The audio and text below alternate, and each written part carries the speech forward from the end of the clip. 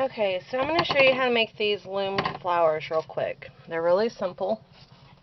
I'm trying this with a different camera, so bear with me. I have two different styles here. I have what I call the 3-layer and what I call the 2-layer, although this one could also be considered a 3-layer.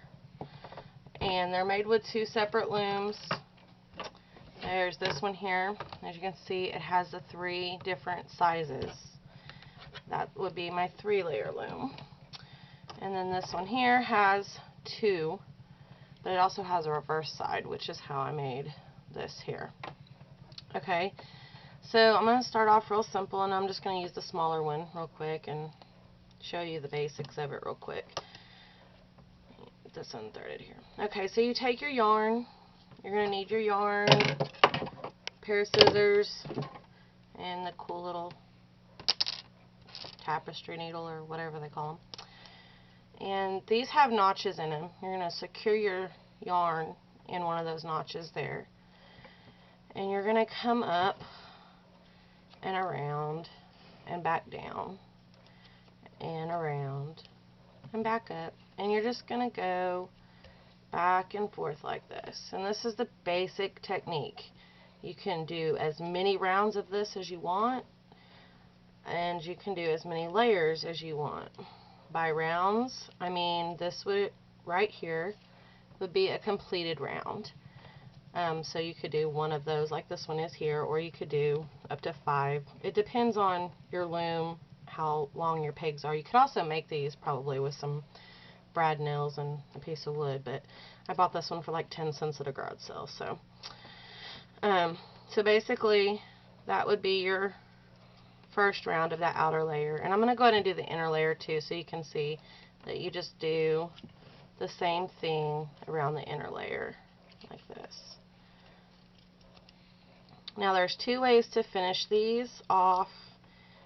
The most secure is what I call the diagonal tie off, but there are some more creative ways also. So when you get to your end here, you want to push these down so they don't pop off or anything when you go to fasten. And I pull my yarn down and over to this other little notch right there so that it doesn't come undone when I'm threading my needle. So you're just going to thread your needle real quick, and then you're going to pull that down and make sure that you have a hold of it in the center here.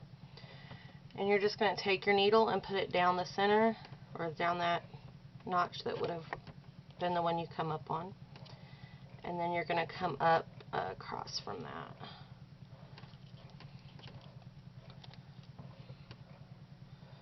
And pull it tight. And you're just going to work around like that, down that little triangle space there.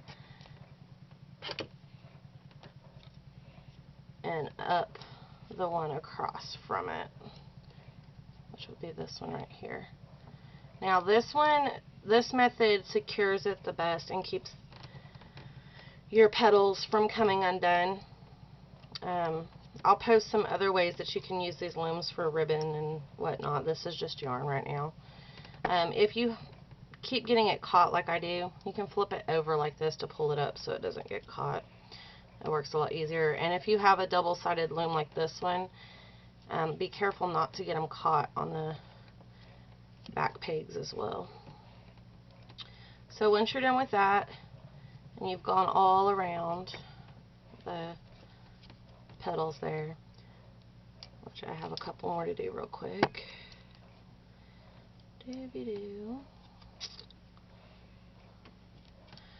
So once you've done that and you've gone around all of them, you can then take your other string that you started with.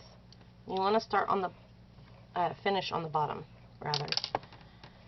And then you can take this other string here that you started with and pull it over and push it down.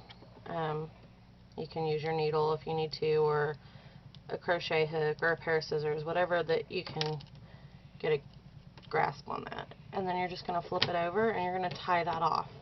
You can do, once again, as many layers, as many rounds, as many colors, and different fabrics as you want to do. That's just the basics of it. So that's how I do it. And I double knot it, and then you cut your petals off, and then you just pop them off.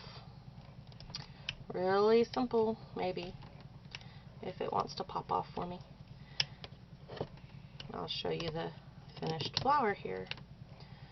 Now, with these other ones, I use anywhere from 4 to 5 rounds of each layer to give them dimension. This is obviously going to be more something you would combine with something else.